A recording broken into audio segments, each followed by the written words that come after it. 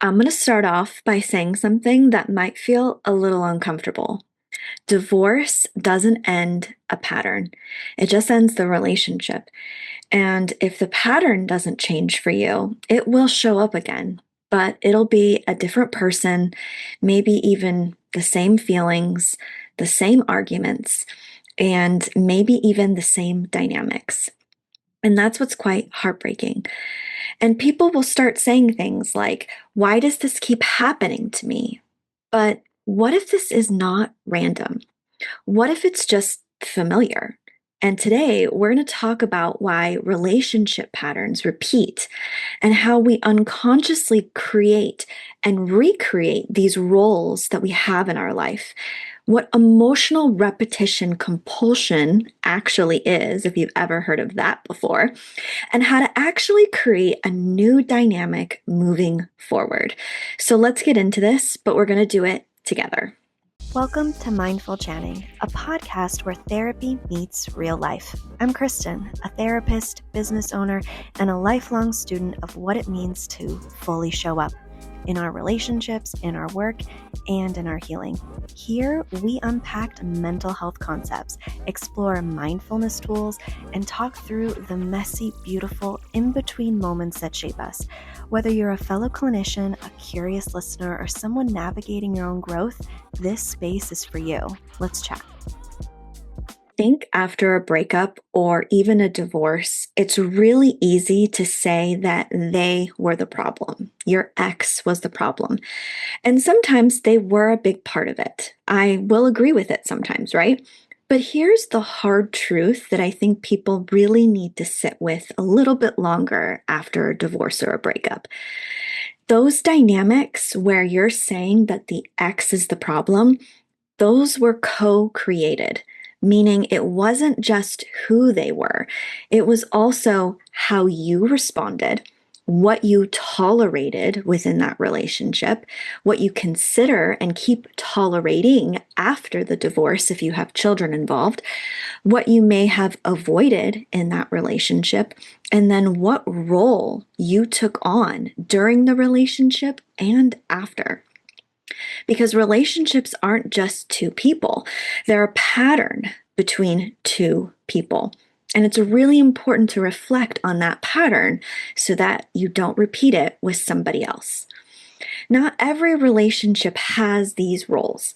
They're not assigned, but they're kind of developed over time. And if you ever did like a postmortem of your relationship, you can kind of see how you once were in one kind of role. And as time moved throughout the relationship, or moved through the breakup, or moved through the divorce, you either reaffirmed these roles or you even moved into different roles over time. And you might have been that over functioner in the relationship, the one kind of doing all of the emotional labor, doing all of the work, holding the relationship. You could have been the fixer, the one always coming in and kind of doing damage control within your relationship. You could have been the emotional one that kind of over responded to things or had a lot of emotional context involved in these arguments and discussions with your ex. You could have been the one that keeps things together, keeps it smooth, keeps it going. You could have been the one that avoids the conflict by not initiating, not engaging in conversations. You could also have been the one that chases. So when that one person or your ex would kind of say, I'm done and over with, you would kind of just abandon all of your feelings just to try to save the relationship. Or you could have been the other one, the one that withdraws. So when things got really hard, you kind of just stopped participating, stopped engaging because it didn't seem worth it to you. And here's what happens. When you leave that relationship, you don't automatically leave that role that you were in. So in the next relationship, you can start sliding into that same position, and it won't be as big and as noticeable as it was before when you ended that old relationship. It'll start slowly, not because it was the person or that type that you keep choosing, but because that role for you is really familiar. Here here's a quick note for my clinicians listening. If you're looking for a charting and practice management system that doesn't make you want to scream, well, guess what? I use TherapyNotes. It's clean, reliable, HIPAA compliant, and honestly saves me hours every week. You can try it with my link in the show notes. Let's get a little bit deeper with this. There's a concept in psychology called repetition compulsion.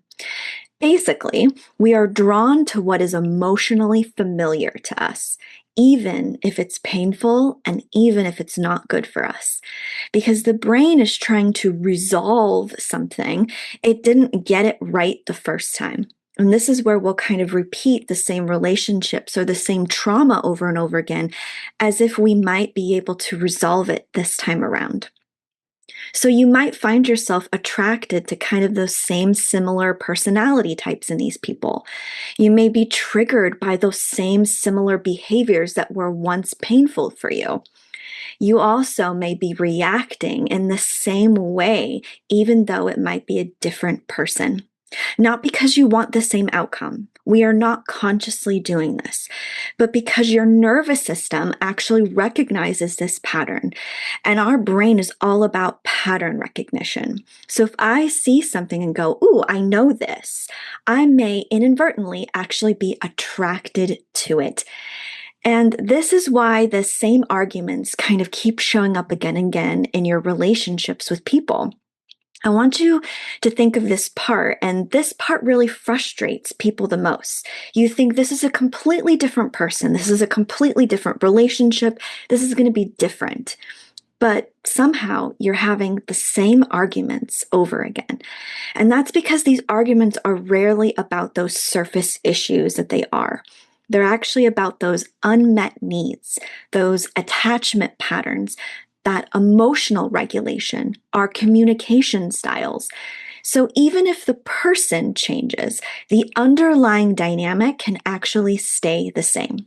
So for example, if you tend to over-explain and seek reassurance within your relationships, and your partner that you seem to be attracted to always is withdrawing, that cycle can repeat with multiple people, and you'll be attracted to that type of person because it inadvertently keeps you in that same role. For any clinicians tuning in, if insurance billing is the part of your practice that drains your soul, Headway will be your best friend. They get you credentialed, send you referrals, manage your billing, submit your claims, all the stuff none of us went to grad school for. It's free to join, and honestly, it's been a huge support for therapists who want to take insurance without drowning in the administration part. My link is in the show notes if you want to check it out. I want to be very clear here as we keep going. This is not a "you're the problem" thing. This is not what this episode is about. This is a part of you are part of your own patterns. And that's actually really good news because if you're part of it, you have the power to actually change this pattern. And a lot of this is acknowledgement. A lot of this is accountability of what is my role within this pattern, because I can't control this other person.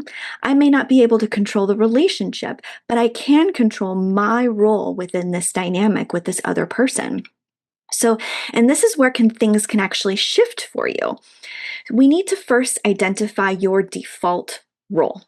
I want you to ask yourself, who do I become when I'm in a relationship with somebody? Do I overfunction? Do I avoid? Do I people please, maybe control or shut down? You can't change what you don't see. So part of this is acknowledging and identifying what I tend to default in, what I tend to maybe shift into when things get really hard or really difficult within my relationships. Then I want you to notice your triggers. Not they make me feel. That's not what we're saying. I want you to say, what am I reacting to?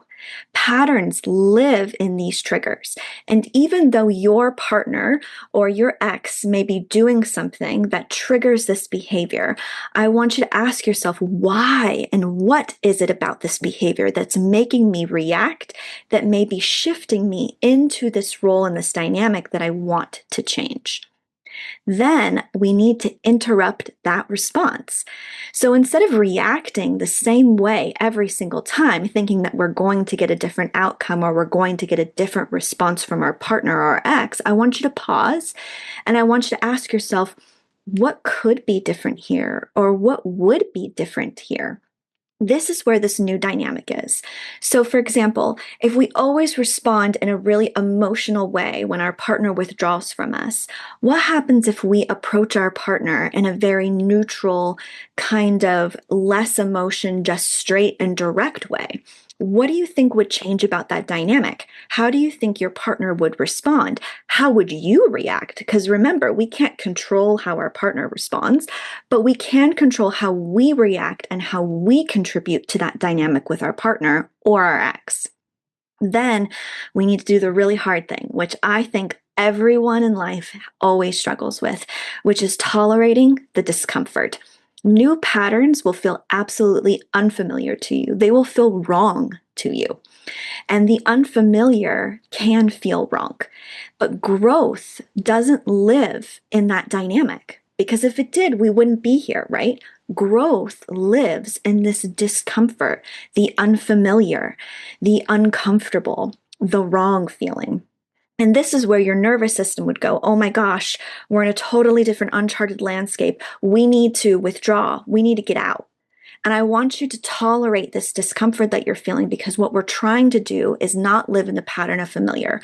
We're trying to live in a different dynamic with this person.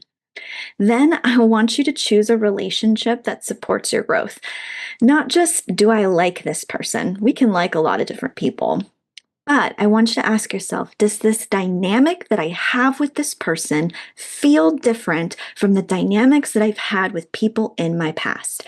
Again, a part of this is acknowledgement and accountability, understanding that I may be liking or attracted to a person only because they're familiar to me, not because I may actually like them and they support my growth, which is a crazy concept to think that we might not like people, but we only are attracted to them because they are familiar.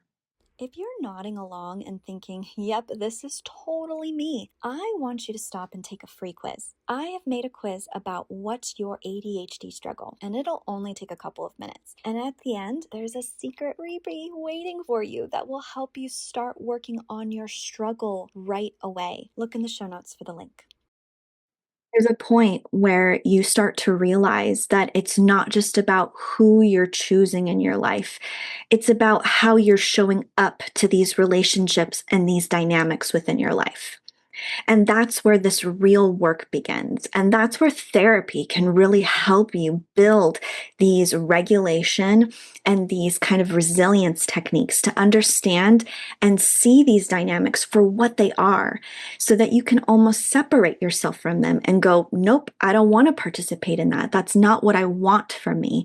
And work with a therapist on how to regulate your discomfort as you change into a new dynamic for yourself. So remember, divorce can end a relationship, but it doesn't automatically end a pattern for you. That requires a lot of awareness, and it requires a lot of choice. And doing something different, even when it feels really uncomfortable, because that's the goal. The goal isn't just having this new relationship and doing it differently. It's about creating a new dynamic and a new experience for yourself. Because as you recognize that you start to be attracted to the familiar and not probably what's best for you, you can actually gain accountability and control over your life and your choices. I want to thank you for joining me today, as this conversation on our Thoughtful Thursday series can be kind of a rough one to sit with, but I want you to remind yourself to be gentle with your mind this week. One more thing before you go, and this helps me personally, staying present and grounded, which we all need, especially when your brain wants to spiral into disconnection.